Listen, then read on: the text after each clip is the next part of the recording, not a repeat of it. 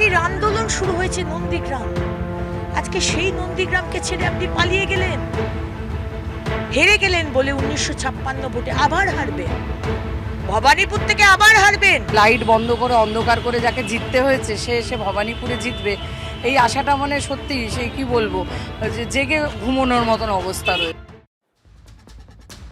ভোটের গন্ধে মম করছে গোটা বাংলা। আজ দুপুর থেকেই ভবানীপুরের দেয়ালে মমতা বন্দ্যোপাধ্যায়ের নাম এবং ছবি আঁকা শুরু হয়ে গেছে। ঠিক তখনই এলো আইপ্যাক মামলায় মুখ্যমন্ত্রীর ভূমিকা নিয়ে সুপ্রিম কোর্টের কড়া পর্যবেক্ষণ সুপ্রিম কোর্টের। ভোটের মুখেই চাগার দিল সেই 2.5 মাস পুরনো ইডি মামলা, যা নিয়ে শুধু বাংলা নয় দেশ জুড়ে চর্চা হয়েছিল। যে মামলায় মুখ্যমন্ত্রীর বিরুদ্ধে ফাইল ডাকাতির অভিযোগ তুলেছিল এনফোর্সমেন্ট ডিরেক্টরেট। 8 জানুয়ারি আইপ্যাকের কর্ণধার প্রতীক জৈনের বাড়ি এবং অফিসে তল্লাশি চালাতে গিয়েছিল এনফোর্সমেন্ট ডিরেক্টরেট। কয়লা কেলেঙ্কারির তদন্তে তল্লাশি চলছিল সেখানে। তল্লাশির মধ্যেই ঢুকে পড়েন মুখ্যমন্ত্রী মমতা বন্দ্যোপাধ্যায়। সবুজ ফাইল, মোবাইল, ল্যাপটপ নিয়ে বেরিয়েও আসেন, নিজেই জানান কি নিয়ে বেরিয়েছেন। সিবিআই তদন্ত চেয়ে শীর্ষ আদালতে মামলা করেছিল এনফোর্সমেন্ট ডিরেক্টরেট। আজ এই মামলা শুনানি ছিল। সেই সওয়াল জবাব পর্বে কড়া কথা শুনিয়েছেন বিচারপতি প্রশান্ত কুমার মিশ্র। শুনুন কি শোনানো হয়েছে। বিচারপতি মন্তব্য করেছেন, মানে অবশ্যই পর্যবেক্ষণ, কেন্দ্রীয় এজেন্সির তদন্ত চলাকালীন যদি কোনো মুখ্যমন্ত্রী এভাবে গায়ের জোরে কোনো অফিসে ঢুকে পড়েন সেটা মোটেই সুখকর পরিস্থিতি নয়। এটা বলছেন সুপ্রিম কোর্টের জাস্টিস। এটা একটা অস্বাভাবিক পরিস্থিতি বলছেন সুপ্রিম কোর্টের জাজ। এরপর আরেকদিন অন্য কোনো জায়গায়, অন্য কোনো সরকারি প্রতিষ্ঠানে বা কোনো বেসরকারি প্রতিষ্ঠানে এই একই রকমভাবে আরেকজন মুখ্যমন্ত্রী গায়ের জোরে ঢুকে পড়বেন। এটা জাজ সাহেব বলছেন সুপ্রিম কোর্টের। 15 জানুয়ারির নির্দেশনামায় সুপ্রিম কোর্ট লিখেছিল প্রত্যেক প্রতিষ্ঠান যাতে স্বাধীনভাবে কাজ করতে পারে তার জন্য এই বিষয়টি খতিয়ে দেখা প্রয়োজন, যাতে রাজ্যের আইনরক্ষকদের ঢাল করে কোনো অভিযুক্ত বেঁচে যেতে না পারে। আমাদের মতে এই বিষয়ে, মানে সুপ্রিম কোর্টের মতে এই বিষয়ে বৃহত্তর প্রশ্ন জড়িয়ে যদি এই প্রশ্নের আশু মীমাংসা না হয়, বলেছিল সুপ্রিম কোর্ট, তাহলে পরিস্থিতি আরও খারাপের দিকে যাবে। তাতে এক বা একাধিক রাজ্যে ললেসনেস, আমার মনে আছে এই শব্দটা ব্যবহার করা হয়েছিল, অরাজকতা তৈরি হবে। কিন্তু মামলার মীমাংসা 2.5 মাসেও হয়নি, এখন দেরি আছে। এর জন্য অবশ্য দুপক্ষই দায়ী। কখনো মমতা বন্দ্যোপাধ্যায়ের আইনজীবী কপিল সিব্বল সময় চেয়েছেন, কখনো আবার সময় চেয়ে নিয়েছে ইডি নিজেই।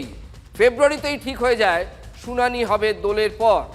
আজ শুনানি শুরু হতেই মামলা পিছনোর আবেদন করে সরকার পক্ষ। রাজ্য সরকারের আইনজীবী শ্যাম দিওয়ান তিনি দাবি করেন ইডি নতুন হলফনামায় নতুন অভিযোগ তুলেছে, আমরা তার জবাব দিতে চাই, আমাদের সময় লাগবে। সুপ্রিম কোর্টের বিচারপতিরা স্পষ্ট বলে দেন হলফনামা তো 10 দিন আগে জমা পড়েছে, আমরা শুনানি শুরু করতে চাই। ইনসিস্ট করেন জজ সাহেবরা, অর্থাৎ সময় দেওয়া যাবে না সেটা জজ সাহেবরা বুঝিয়ে দেন। রাজ্য সরকারের পক্ষের আইনজীবী তিনি আবার তখন বলেন আমরা জবাব দিতে চাই, সেটা যদি একটু দেখেন। রুষ্ট বিচারপতির মন্তব্য, মিস্টার দিওয়ান আপনি নির্দেশ দিতে পারেন না। রাজ্য সরকার এবং মমতা বন্দ্যোপাধ্যায়ের আইনজীবীরা দাবি করেন ইডির এই মামলা করার অধিকারই নেই। মামলা সাংবিধানিক বেঞ্চে সরানোর দাবি তোলে রাজ্য সরকারের পক্ষ। লক্ষ্যটা কি? ডাকাতির মামলা যতটা পিছিয়ে দেওয়া সম্ভব পিছিয়ে দেওয়া, সেটা তো বোঝাই যাচ্ছে। কিন্তু বিচারপতিরা সে কথায় কান দেননি। আগামী সপ্তাহে ফের এই হাই প্রোফাইল আইপ্যাক মামলা শুনানি রয়েছে, যখন ভোট প্রচারের ভোল্টেজ আরও বেড়ে যাবে, বুঝতে পারছেন নিশ্চয়ই, ঠিক তখনই আবার এই মামলা শুনানি। আজকে এটা যদি শাস্তি না হয়, আজকে মুখ্যমন্ত্রী একটা সরকারি রেড চলছে, উনি ওনার প্রশাসনের হেডদের নিয়ে গিয়ে চুরি করে নিয়ে চলে এলেন ফাইল, এটা যদি অনুকরণ করা হয় অন্য রাজ্যে অন্য মুখ্যমন্ত্রীরাও করবে, আর সেটাই বিচারপতি বলেছেন। তাই আপনাকে কঠোর থেকে কঠোর শাস্তি দেওয়া উচিত, আর সে শাস্তিটা হওয়া উচিত জেল। একটা অবজারভেশন, এটা কোনো রায় নয়। বিচারপতি তার অবজারভেশনে বলেছেন যেহেতু এটা পূর্ণাঙ্গ রায়ের কোনো অংশ নয় এবং এটা অলরেডি সাবজুডিস ম্যাটার, তাই এটা নিয়ে কোনো মন্তব্য করা অনভিপ্রেত উচিত নয়, কারণ বিষয়টা যেহেতু সুপ্রিম কোর্ট সর্বোচ্চ ন্যায়ালয়ে বিচারাধীন। আমি অত্যন্ত বিনয়ের সঙ্গে বলছি যে প্রশ্ন করার জন্য, দুশ্চিন্তা ব্যক্ত করার জন্য, নিন্দা করার জন্য, কৌতূহল প্রকাশ করার জন্য, খিলখিল করে হেসে ফেলার জন্য তো আইন আদালত নয়, একটা সিদ্ধান্ত নেওয়ার জন্য আইন আদালত, একটা সিদ্ধান্ত নেওয়ার জন্য সুপ্রিম কোর্ট। আপনারা সিদ্ধান্তটা নেবেন কিনা, আদৌ কোনো দিন নেবেন কিনা, আমরা সেই অপেক্ষায় আছি। সুপ্রিম কোর্টের কড়া পর্যবেক্ষণের নিশানা অবশ্যই মুখ্যমন্ত্রী, অর্থাৎ সুপ্রিম কোর্টের বিচারপতি যা বলেছেন সেটা কিন্তু মুখ্যমন্ত্রীকে নিয়েই। আর নির্বাচন কমিশন তো সার্জিক্যাল স্ট্রাইক চালিয়েই যাচ্ছে একের পর এক। সবেমাত্র রবিবার ভোট ঘোষণা হয়েছে, মাঝে গেছে এই রবি, সোম, মঙ্গল, বুধ, 4 দিন ধরে লাগাতার রাজ্য প্রশাসনের উচ্চ পদে বদলি করেই চলেছে কমিশন। তাই আমরা বলছি এটা চতুর্থ সার্জিক্যাল স্ট্রাইক, যাকে বলে একবারে খোল নলছে বদলে ফেলা। প্রথম 2 দফার বদলির নির্দেশনামার পর মুখ্যমন্ত্রী মুখ্য নির্বাচন কমিশনার জ্ঞানেশ কুমারকে চিঠি লিখেছিলেন, যাকে অনেকেই বলছেন পত্রবোমা। চিঠির ল্যাঙ্গুয়েজ দেখে কালই আপনাদের বলেছি যে কমিশন সেই চিঠিকে একেবারে নোপাত্তা করে দিয়েছে, নবান্নকে নোপাত্তা। আজ আবার বদলির চিঠি এলো। শুনুন কাদের হলো, একটা নয় দুটো। প্রথম নির্দেশনামায় 5 জন ডিআইজির রেঞ্জ বদল এবং দ্বিতীয় নির্দেশনামায় 11 জেলা শাসক এবং কলকাতার 2 ডিইও বদলে দিয়েছে নির্বাচন কমিশন। এবং প্রতিদিনের এই নির্দেশনামাগুলোতে বলা আছে যে প্রত্যেকটা নির্দেশনামাতেই কিন্তু বলা আছে যে কমিশন পরিষ্কার করে দিয়েছে যে অফিসারকে বদলে দেওয়া হচ্ছে তাদের কাউকে প্রত্যক্ষভাবে বা পরোক্ষভাবে নির্বাচনের কাজে রাখা যাবে না। অগত্যা এই 20 জন আইপিএসকে হয় আইবি ইন্টেলিজেন্স ব্রাঞ্চ কিংবা এসটিএফে বদলি করতে হচ্ছে রাজ্য সরকারকে। তাই করা হয়েছে। আইবিতে এখন গোয়েন্দার ছড়াছড়ি। রাজ্যে গত 1.5 দশক ধরে যা চলেছে, প্রশাসন মানেই তৃণমূল, তৃণমূল মানেই প্রশাসন। এটা অত্যন্ত অপমানজনক, দরকারই ছিল না। যারা ছিলেন তারাও যোগ্য, যারা এসছেন তারাও যোগ্য।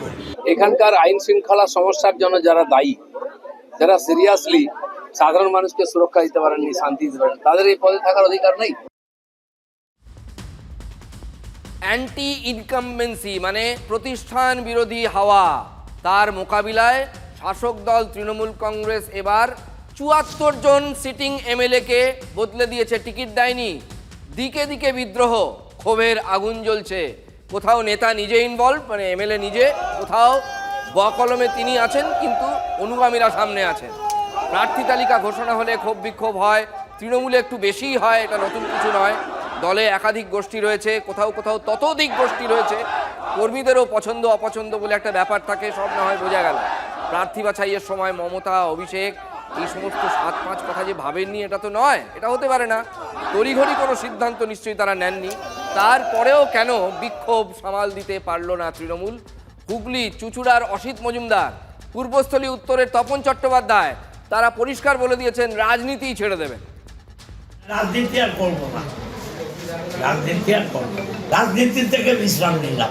আমার কোনো কষ্টই হচ্ছে না, আমি মনে করি বেঁচে গিয়েছি। আমি মেয়েকে নিয়ে নাতনিকে নিয়ে থাকবো। আমি প্রার্থনা হয়ে গিয়েছি তো, তাহলে আমার সিকিউরিটি তুলি না কেন?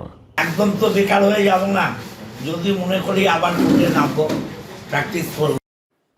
তৃণমূলের শীর্ষ নেতৃত্ব মনে করতেই পারে অভিমানের কথা ম্যানেজ হয়ে যাবে, কিন্তু কোনো রকম বার্তা না দিয়েই চুঁচুড়ার 3 বারের বিধায়ক অসিত মজুমদার এবং 2 বারের বিধায়ক তপন চট্টোপাধ্যায়কে সরিয়ে দেওয়া হয়েছে। এবার আর টিকিট দেওয়া হয়নি। দেখুন, 1-2 নয়, 74 জন সিটিং এমএলএকে এবার টিকিট দেওয়া হয়নি।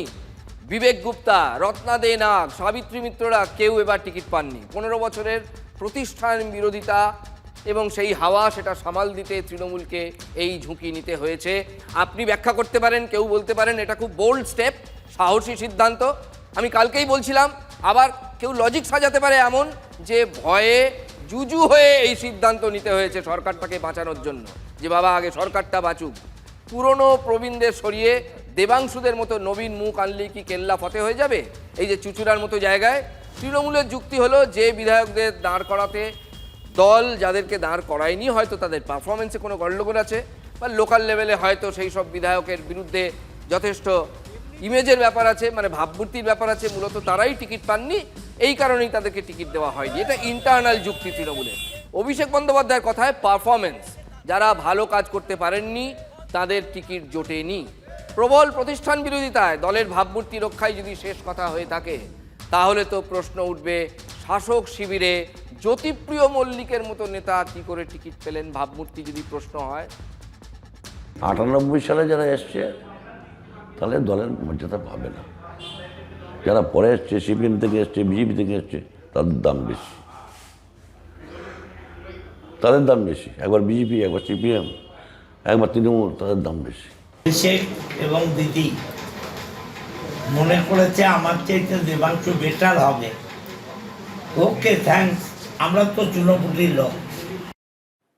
খগেশ্বর রায় 4 বারের বিধায়ক, জলপাইগুড়ির রাজগঞ্জে সেই খগেশ্বরকে এবার টিকিট দেয়নি তৃণমূল, প্রার্থী করা হয়েছে ক্রীড়া জগতের স্বপ্না বর্মনকে। খগেশ্বর বাবুর দাবি রাজগঞ্জ আসনটি এবার তৃণমূলের হাতছাড়া হবে। রাগের কথা, তিনি কিন্তু ঘোষণা করে দিয়েছেন জলপাইগুড়ি জেলা তৃণমূল কংগ্রেসের চেয়ারম্যান পদে আর থাকবেন না। তার অনুগামীরাও তৃণমূলকে টাটা বাই বাই করতে শুরু করে দিয়েছে। এশিয়াডে সোনাজয়ী স্বপ্না কি পারবেন রাজনীতির ময়দানে রিলে রেস জিততে? খগেশ্বরের দাবিকে ভুল প্রমাণ করতে পারবেন? প্রতি এরকম অবিচার করলো, তার জন্য জলপাইগুড়ি জেলার তৃণমূল কংগ্রেস চেয়ারম্যান হিসেবে আজকে থেকে আমি পদত্যাগ করলাম। আমি শুধু না, দল বল সবাই। রাজগঞ্জ সিটটা কি হারাতে চলেছে তৃণমূল কংগ্রেস? তাজমুল হোসেন 3 বারের বিধায়ক, ক্ষুদ্র মাঝারি এবং বস্ত্র প্রতিমন্ত্রী, সেই তাজমুলকেও এবার টিকিট দেয়নি দল। টিকিট পেল কে? প্রতিপক্ষ হিসেবে যাকে তিনি হারিয়েছিলেন, বিজেপি থেকে আসা মতিবুর রহমান। তাজমুল বলছেন দল বেইমানি করেছে, বিশ্বাসঘাতকতা করেছে।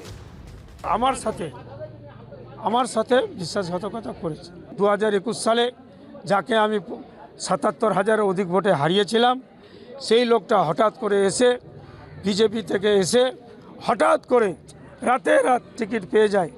এই আইপ্যাকের দ্বারা দিয়ে প্রতিজনের কাছে টাকা পৌঁছেছে, প্রতিজন এই টিকিটটাকে শেষ করেছে। আইপ্যাকের একটা যে লোক কাজ করছে, তাদের হয়তো প্যাকেজ থাকে 10 লাখ টাকা, বছরের প্যাকেজ থাকে 10 লাখ টাকা। কি করেছে? বলেছে তুমি একদিনের জন্য 10 লাখ টাকা দাও, আমার নামটা গুঁজে দাও। তো এটা টাকার বিনিময়ে টিকিট হয়েছে। আজকে আমি টাকার কাছে হেরে গেলাম, নিঃস্ব কোনো লিডার টাকা এমন দিয়েছে।